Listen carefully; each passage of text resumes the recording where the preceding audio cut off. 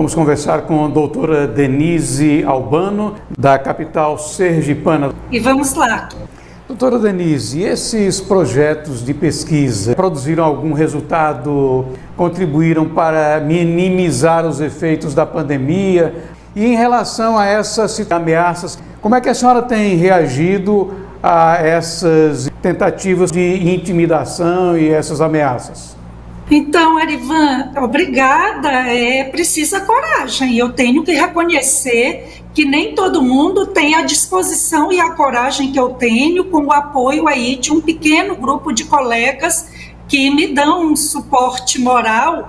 E até a gente contratou um escritório de contabilidade para fazer um exame pericial nos poucos documentos que eles disponibilizavam. E esse trabalho contábil de exame, de perícia, constatou exatamente o que, Arivan? Apesar de um decreto presidencial isentar como que licitações e flexibilizar as formas de contrato diante da urgência, da situação de emergência de saúde pública, fora do prazo abrangido aí, mencionado no decreto, foram realizadas aquisições sem licitação. O escritório constatou que não estava mais albergado aí, amparado por essa dispensa. Ausência de fiscais de contrato. A lei exige que haja fiscais que fiscalizem exatamente a regularidade desses contratos, tempo de execução, valores empregados. Como eu disse, um edital não foi publicado. E é claro que pessoas envolvidas ficaram insatisfeitas. Poderosos não gostaram de eu ter essa iniciativa. Mas eu já estive na Superintendência da Polícia Federal, o inquérito já está no 3º delegado, reportando essa situação pela qual eu passo.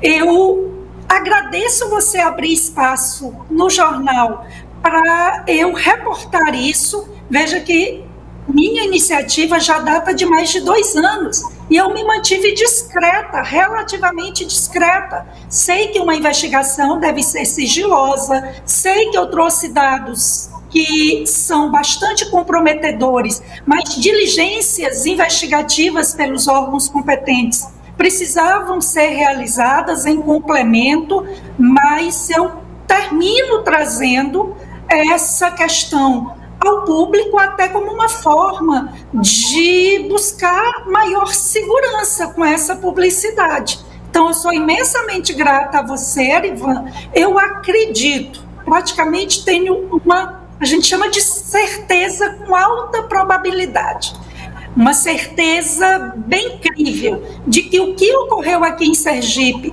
foi replicado em outros estados. Para mim, o que eu descobri é só uma pontinha de um grande novelo com várias pontas soltas, porque a JBS não financiou só a Universidade Federal de Sergipe.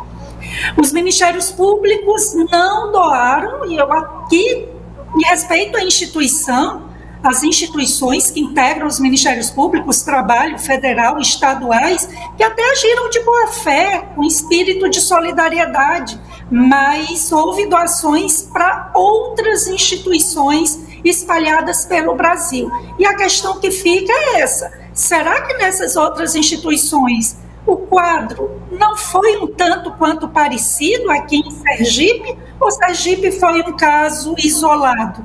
Eu suspeito que não, e espero que... Eu soube que o relatório da CGU já saiu há quase um mês, 3 semanas. Eu tento ter acesso a esse relatório final, sem êxito, busco descobrir. Eu sei, como professora de processo penal, que inquérito é sigiloso, mas durante 2 anos, sempre o Ministério Público, o procurador do caso, disse que estava aguardando o relatório da CGU. E, bem, já saiu. Foi tomada alguma diligência ao longo desses 2 anos? Eu estou até agora sem resposta, mas reportando uma situação extremamente constrangedora para mim, que e me colocou em um risco real de sofrer uma avalanche de processos, que foi uma iniciativa, no mínimo estranha, do procurador do caso, que pega minha representação, que no jargão do direito, no juridiquês, a gente chama de notícia criminis. Eu reuni vários documentos que descobri, levantei, obtive com a Lei de Acesso à Informação, encaminhei para o Ministério Público e usei a linguagem adequada a prováveis, a indícios, tudo aponta para provável corrupção, emprego irregular de verbas públicas,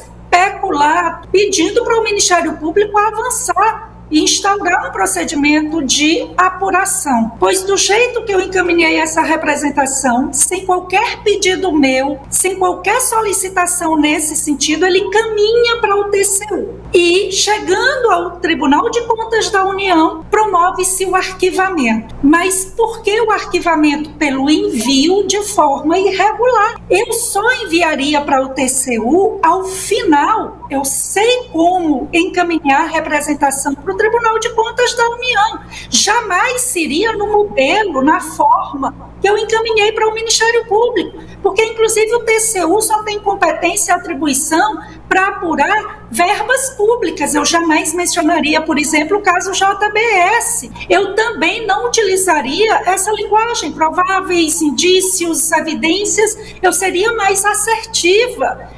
Também em relação ainda ao TCU, o TCU não tem competência para investigar possíveis crimes ilícitos penais. Tem competência para apurar eventuais atos de ilicitude administrativa, ilícitos administrativos. Então, a turma de poderosos envolvida nesses episódios que eu denunciei começaram a divulgar com esse acórdão de arquivamento que eu era uma denunciante caluniosa, uma irresponsável, uma inconsequente, e que eles tinham ali a prova da total lisura do que fizeram diante dessa decisão, que a gente chama acórdão, né? Que é a decisão desse Tribunal de Contas, no sentido de arquivar. O Tribunal de Contas nem adentrou no que a gente chama de mérito, simplesmente por esses problemas formais. O Ministério Público não comprovou nenhuma diligência que tenha feito a partir dessa minha representação.